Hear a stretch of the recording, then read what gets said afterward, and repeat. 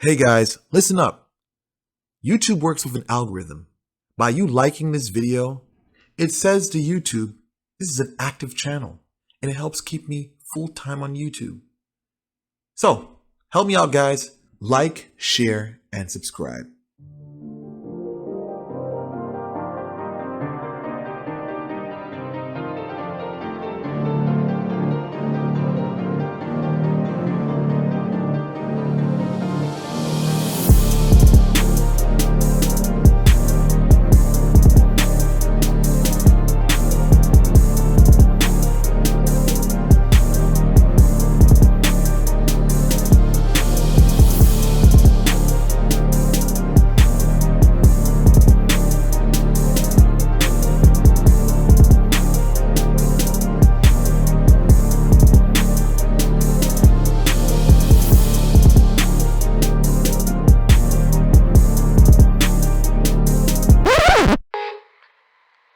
If you found this video today, I would assume, if you're not a subscriber, that you are looking for this video. If you're looking for this video, it says to me that you want to know how to diagnose the symptoms of a spiritual attack. Well, you've come to the right video. A spiritual attack is not always caused by witchcraft. I want to put that out first and foremost, because when you look at, or you look up, or do your research on spiritual attacks, there always is the mentioning of witchcraft or someone throwing evil black magic at you. I want to say, you have more things to worry about than someone throwing black magic. Because me being from a bird's eye view, I will tell you, as I've always said, out of 100%, probably 5% of the spiritualists out here know what they're doing. There's a lot of scammers online that don't know what they're doing. So I want to say, don't be fearful and don't put in your mind, oh my God, somebody's doing black magic. Because again, it is very slim that someone will be able to do black magic. Look at all these popular spiritualists out here on YouTube. A lot of those people don't know what the fuck they're doing. They couldn't crush a grape. They couldn't hurt a fly. So I want to focus on what's important today. The importance and the focus should be on the energy that you're around. Don't look for a source, because it'll have you going through a witch trial. If you perceive what you perceive, don't focus on find out. Don't focus on who threw it at you. Focus on getting it away from you, getting it off of you.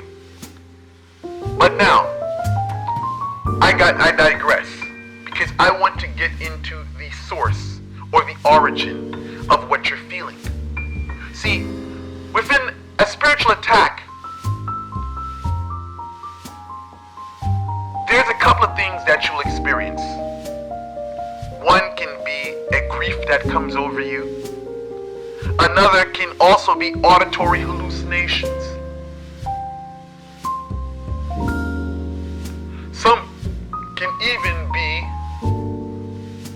headaches, migraines, or even pain in places that you've never had pain.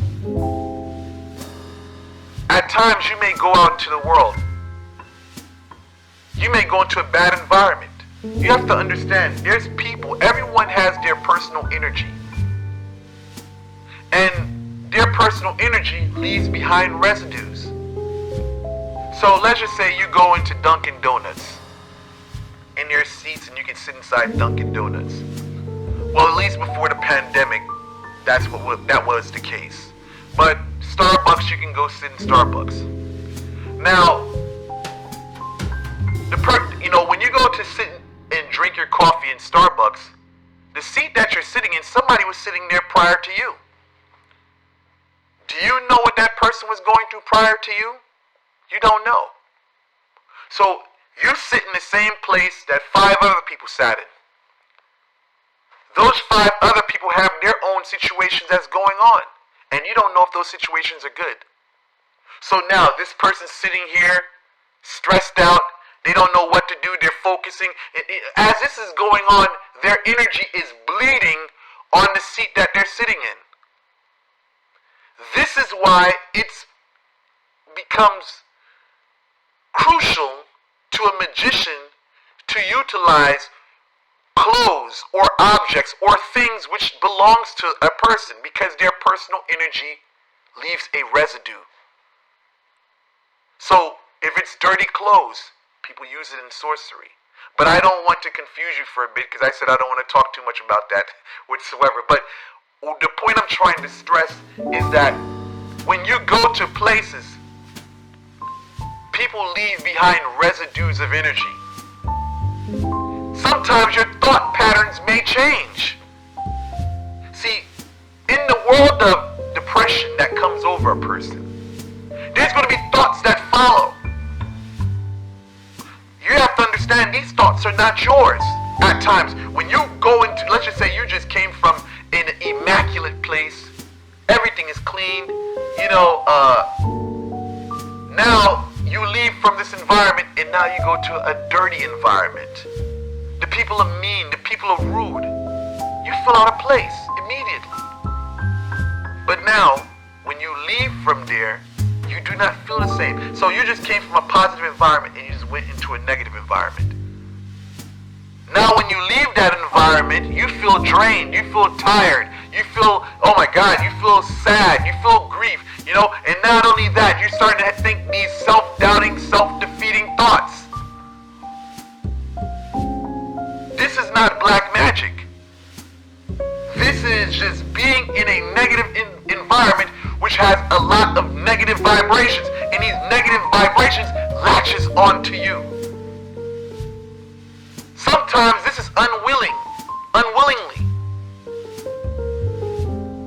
And this is what causes the most confusion in spirituality today, because most people think when they're feeling these things, it's someone throwing black magic.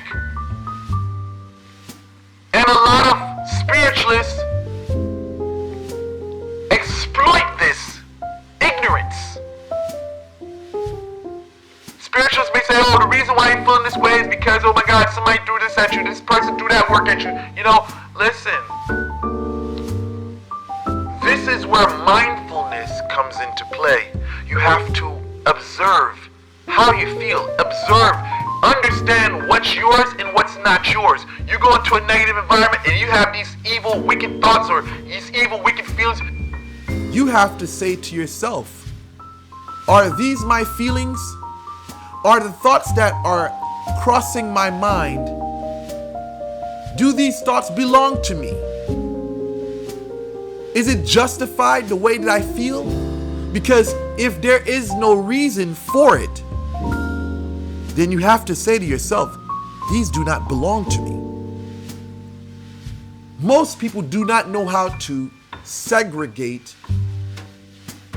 the feelings that they're feeling from themselves. They don't know how to segregate their thoughts and their feelings. They don't know how to separate them either.